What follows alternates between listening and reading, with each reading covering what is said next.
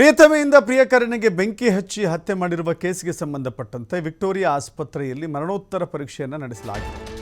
ಆಸ್ಪತ್ರೆ ಬಳಿ ಆ ಯುವಕನ ಪೋಷಕರು ಕಣ್ಣೀರಿಟ್ಟಿದ್ದಾರೆ.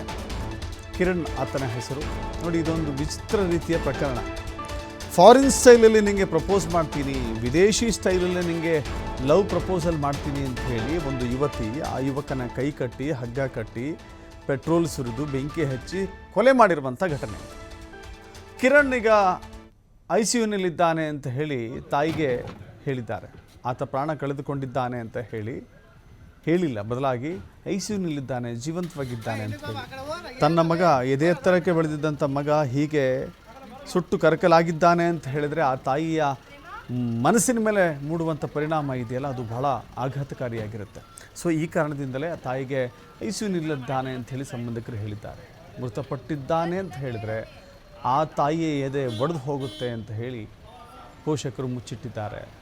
ಈ ರೀತಿ ಸುಟ್ಟು ಹಾಕೋದು ಎಷ್ಟು ಸರಿ ಅಂತ ಹೇಳಿ ಸಂಬಂಧಿಕರು ಕಣ್ಣೀರಿಟ್ಟಿದ್ದಾರೆ.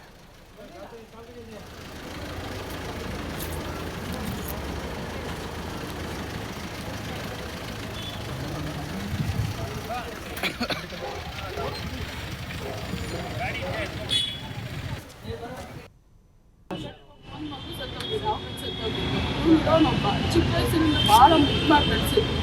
ಇಲ್ಲಿ ಬಂದು ಇಲ್ಲಿ ಒಂದು 4 ತಿಂಗಳಾಗಿದೆ, 4 ತಿಂಗಳಾಗಿದೆ. ಒಂದು 4 ತಿಂಗಳಿಗೆ ಏನಾದರೂ ಇತ್ತಲ್ವ, ಅವ್ಳು ಹೋಗ್ಬೋದಿತ್ತಲ್ವ, ಕೇಳ್ಬೋದಿತ್ತಲ್ವ. ಅವಳಿಗೆ ಅಷ್ಟೊಂದು ಅವಳು ಮದುವೆನೇ ಆಗಲೇಬೇಕು ಅಂತ ಇದ್ದೀರ ಬಂದು ಕೇಳ್ಬೋದಿತ್ತಲ್ವ. ಪ್ರಾಣ ತೆಗೆವರೆಗೂ ಹೋಗಿದ್ದಾರೆ. ಅವ್ರ ಅಪ್ಪ ಅಮ್ಮಂದು ಯಾರು ನೋಡ್ತಾರೆ ಸರ್ ಇಡೀ ಊರಲ್ಲಿ? ಅವ್ರು ಈ ಅಮ್ಮ ಎಲ್ಲೋ ಏನೋ ಮಾಡ್ಕೊಂಡು ಮನೆಗೆ ಕರ್ಕೊಂಡೋಗಿ ಓಡಾಕಿ ನಾಡೊಂದು ಅದರ ಬೆಂಕಿ ಇಟ್ಟು ವರ್ಕ್ ಮಾಡ್ಯಾರಲ್ಲ ಇಬ್ಬರು.